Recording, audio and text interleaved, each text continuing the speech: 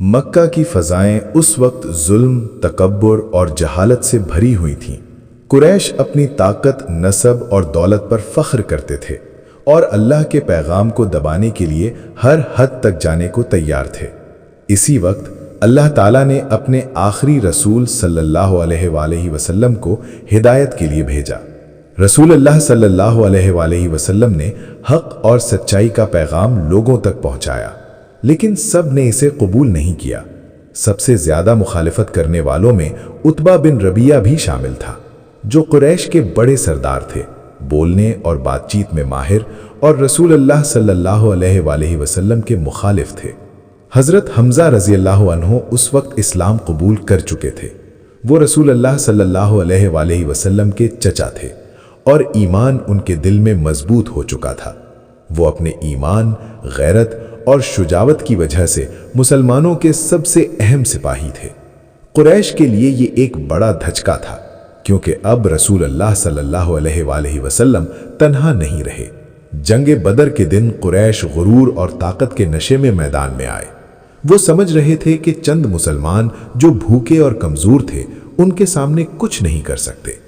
عتبہ بن ربیعہ بھی اسی غرور کے ساتھ میدان میں آیا، اپنے بیٹے ولید اور بھائی شیبہ کے ساتھ۔ وہ چاہتے تھے کہ آج اسلام کا نام و نشان ختم ہو جائے۔ جنگ سے پہلے عرب کے رواج کے مطابق مقابلہ طلب کیا گیا۔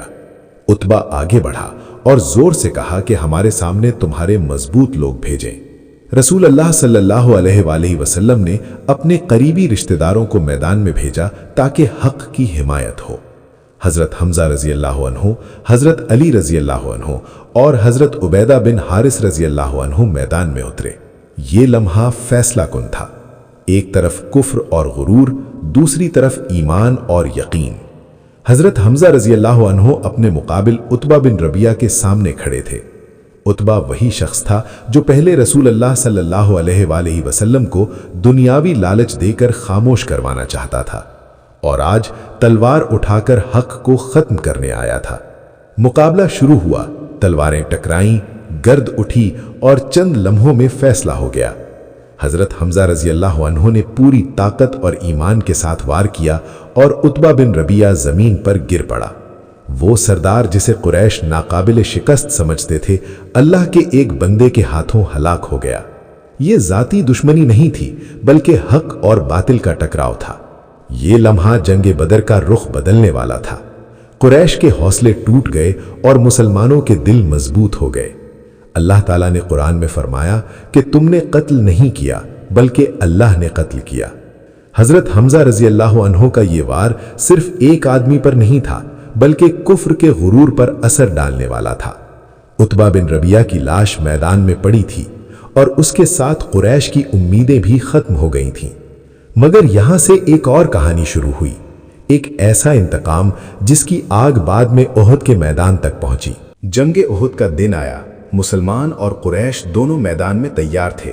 رسول اللہ صلی اللہ علیہ وسلم نے اپنے ساتھیوں کو حوصلہ دیا اور ایمان والوں کے دل مضبوط کیے۔ حضرت حمزہ رضی اللہ عنہ میدان میں اپنی پوری ہمت اور ایمان کے ساتھ کھڑے تھے۔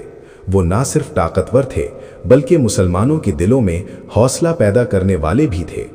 قریش نے سوچا کہ حضرت حمزہ رضی اللہ عنہ مسلمانوں کے سب سے مضبوط سپاہی ہیں، اگر انہیں میدان سے ہٹا دیا جائے تو مسلمانوں کی فتح ممکن نہیں رہے گی۔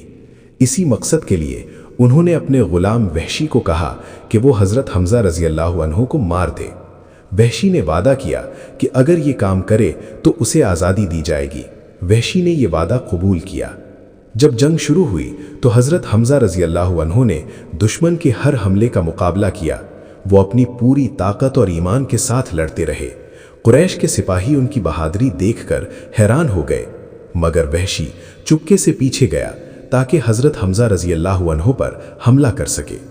وہ لمحہ آیا جب وحشی نے پیچھے سے بھالا پھینکا۔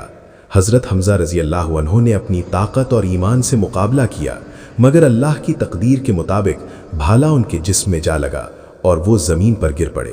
یہ واقعہ صحیح بخاری اور صحیح مسلم میں موجود ہے۔